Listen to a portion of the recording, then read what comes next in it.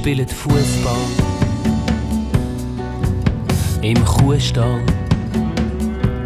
Ja, wir spielen Fußball, aber es hat Fenster aus Glas im Kuhstall. Wir spielen trotzdem Fußball im Kuhstall.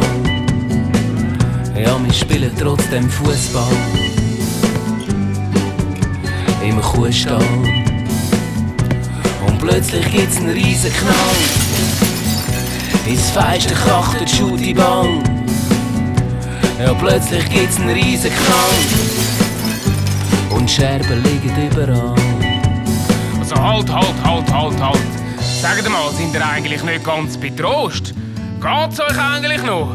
Im Kuhstall rein Fußball spielen? Also. Jetzt schimpft der Bauer, was hätte das sollen? Was hätte das sollen? Dort vorher mit dem Judy-Böllen. Nicht vorher mit dem Judy-Böllen. Ihr könnt doch nicht um Himmels Willen. Könnt doch nicht um Himmels Willen. Im Kuhstall in Fußball spielen. Im Kuhstall in Fußball spielen? Nein, also Ehrenwurst, das geht doch nicht. Sind ihr eigentlich nicht mehr ganz betrost? Kopfverdeckel, das ist ja eine Frechheit. Nein, also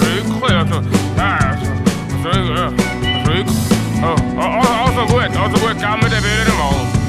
Einmal wollte ich ja probieren. Einmal kicken wollte ich jetzt auch.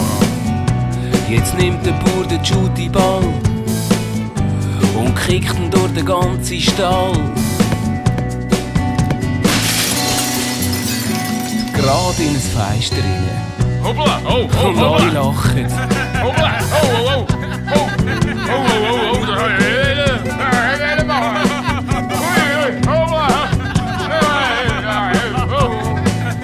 Ja, man spielt ja auch nicht Fußball im Kuhstall. Man spielt ja auch nicht Fußball im Kuhstall.